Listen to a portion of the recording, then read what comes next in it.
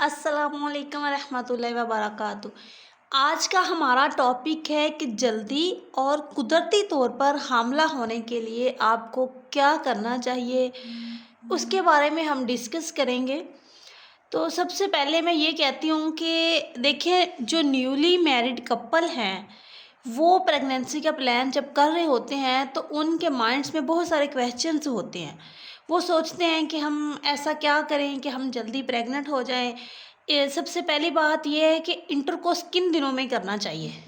अ, ये इससे पहले मैं एक बात आप लोगों को बता दूं, अगर आपकी शादी हुई है तो 1 साल आपने कुदरती तौर पर खुद को छोड़ देना है। कोई भी मेडिसिन नहीं लेनी, कुछ भी नहीं करना। 1 साल के बाद फिर आपने कुछ टिप्स वगैरह फॉलो करने हैं। ये भी कुदरती तौर पर हमल होने वाले टिप्स हैं, जिनमें आप लोगों को नुकसान कोई भी नहीं होगा, फ़ायदे ही फ़ायदे हैं। मेरे साथ रहना है। आगे बढ़ने से पहले चैनल को सब्सक्राइब कर लें और साथ रहिएगा। अब समझने वाली बात है, आसान और समझने वाली बात ये है कि आपने इंटरकोर्स कब करना है। जब पीरियड्स से आप फ्री हो जाएं, यानी कि 7 डेज़ के बाद, जब औरत साफ़ सुथरी होती है मेंसेस के बाद, अगले जो 12 दिन हैं उनमें आपने रिलेशनशिप बनाना है। एक दिन छोड़कर एक दिन आपने रिलेशन बनता रहे ना, ऐसे तो प्रेगनेंसी हो सकती है। इन डेज़ में एग रिलीज़ होने के चांस मैक्सिमम होते हैं, इसलिए फर्टिलाइजेशन हो सकती है। इसे हम फर्टिलिटी विंडो भी कहते हैं। ये आपने ज़रूर यूज़ करनी है। इसके अलावा अक्सर पेशेंट्स का क्वेश्चन होता है कि कितनी बार इंटरकोर्स करना है। देखिए, जो आइडियल है वो 48 आवर्स के बाद या एक दिन के बाद ज़्यादा बेस्ट है। वो इसलिए क्योंकि स्पर्म हमें ज़्यादा मैच्योर मिल जाएंगे, इससे स्पर्म की मोटेलिटी बढ़ जाएगी। इसलिए एक दिन का वक्फा जो है वो बेस्ट है आपके लिए। अब इसके अलावा अक्सर पेशेंट का क्वेश्चन होता है, what should be position during the sex. देखिए, इंटरकोर्स के दौरान क्या पोजीशन होनी चाहिए। जल्दी हामला होने के लिए ऐसी पोजीशन जिसमें सीमन वजाइना के अंदर स्टे करने के चांसेस ज़्यादा हों, तो वो बहुत बेस्ट है। जिसमें सीमन वजाइना के अंदर स्टे करें, पोजीशन ऐसी हो वजाइना के अंदर मर्द के स्पर्म पड़े रहे, मतलब कि खड़े नहीं होना, बैठना नहीं है। फ्लैट पोजीशन बेस्ट है, जो भी आप समझ रहे होंगे। इसके अलावा इंटरकोर्स के बाद फौरी आपने उठना नहीं है।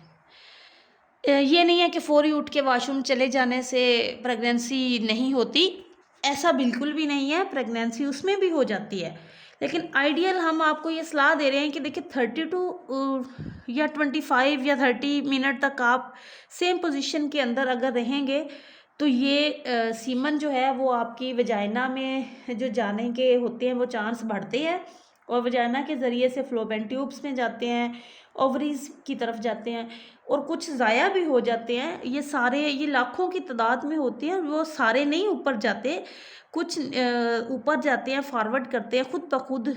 जो बेस्ट होते हैं, ताकतवर होते हैं, जो कमज़ोर होते हैं, स्पर्म के अंदर जो जरासीम होते हैं वो निकल जाते हैं। ये जो सेमन होता है ना, ये जेली की फॉर्म में होता है। वो जैसे ही आपकी वजाइना में डिपॉजिट होता है, ये कोएगुलेट हो जाता है। अब कोएगुलेट होने का भी टाइम होता है, और हर शख्स का अलग अलग टाइम पीरियड होता है। हर बंदे के अपने हार्मोन्स होते हैं। कुछ लोगों का कोएगुलेशन टाइम 15 मिनट, कुछ का 30 मिनट होता है। इसके बाद मतलब वहाँ के इसके बाद फिर ना स्पर्म वहाँ से निकल कर यूट्रस की तरफ चल पड़ते हैं। जब चल पड़ते हैं तो मतलब कि इसके लिए 30 मिनट के बाद आप खुद को वॉश कर सकते हैं सेम। अच्छा, अपनी पोजीशन चेंज आप कर सकते हैं या नहीं, ये सवाल भी बहुत ज़्यादा होता है। पेशेंट्स आते हैं जो मेरे पास सवाल करते हैं, तो फिर मुझे याद है। तो वो पोजीशन चेंज करने में देखिए, मेल और फीमेल दोनों का डिस्चार्ज होना ज़रूरी नहीं होता, और पोजीशन भी चेंज नहीं करनी, सेम पोजीशन में लेटे रहना है। इसके अलावा देखिए, फीमेल का डिस्चार्ज होना ज़रूरी नहीं है, सिर्फ मेल का डिस्चार्ज होना ज़रूरी है।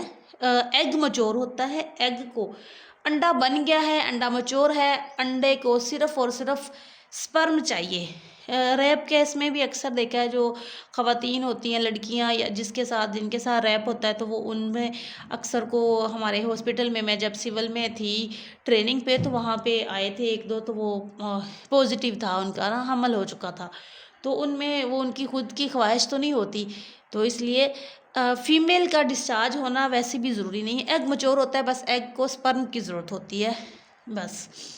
इसके साथ देखिए, फॉर द प्रेगनेंसी अगर फीमेल नहीं भी चाहती इंटरकोर्स, तो हम इसमें और भी बहुत सारे मसले आ जाते हैं, जिसकी वजह से हम उसके हस्बैंड के स्पर्म उसकी वजाइना में भी रख देते होते हैं। ये भी होता है अक्सर हॉस्पिटल्स में। अच्छा, तो भी औरत इजीली प्रेग्नेंट हो जाती है। तो अब किन सूरतों में आपको हमल नहीं होगा, जो आपको छोटे मोटे मसले हैं। फॉर एग्ज़ाम्पल, आपको इन्फेक्शन है, तो आपको हमल नहीं होगा। इन्फेक्शन का मतलब आपको पानी पड़ रहा है वजाइना से, पानी जो पड़ रहा है उसका कलर चेंज हो गया है, उसमें से स्मेल आ रही है, और आप वॉशरूम जाते हैं बार बार, और आपको यूरिन पास करते वक्त जलन फील होती है, तो समझ लें इस दौरान आपको हमल नहीं होगा, जब तक आपका इन्फेक्शन ठीक नहीं होगा। ये बहुत ज़रूरी है। ये सिंपल सी एंटीबायोटिक से आराम आ जाता है इससे, जो कि आपने लेनी होती है। या फिर आपके हस्बैंड बाहर होते हैं काम पे, और वो फर्टिलिटी डेज़ में नहीं आते, जो कि मैंने पहले बताया है कि मेंसेस से 12वें 14वें दिन साफ़ सुथरे होने के बाद, तो उन डेज़ में आपके हस्बैंड नहीं आते, वो डेज़ निकल गए होते हैं, या फिर वो डेज़ मेंसेस आने वाले होते हैं, चेंज होके आ जाते हैं, तो इस वजह से भी आपको हमल नहीं हो पा रहा होता।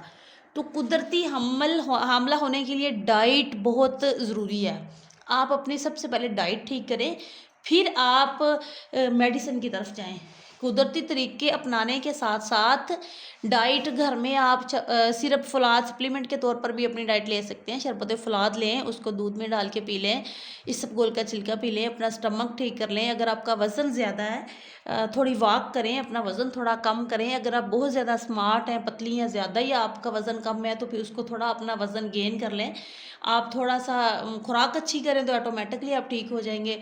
बाकी आप ड्राई फ्रूट्स, आयरन, कैल्शियम, दूध दिन में 1-2 बार पी लें। हाँ, दूध में कोल्ड ड्रिंक वगैरह डाल के आपने बिल्कुल नहीं पीनी। दूध में आप सिंपल दूध, और चीनी भी नहीं डालनी। चीनी भी जो है, ये दूध के अंदर जो कैल्शियम होती है ख़त्म कर देती है। कोशिश किया करें अपने छोटे बच्चों को भी, जो आपके हैं या होने हैं, उनको भी दूध सिंपल पिलाया करें। दूध के अंदर चीनी मत ऐड किया करें, अगर आप दूध से फ़ायदा लेना चाहते हैं। तो आई होप ये आज की वीडियो आपको पसंद आई होगी। तो कमेंट सेक्शन में अपनी राय का इजहार ज़रूर कीजिए। Thank you very much.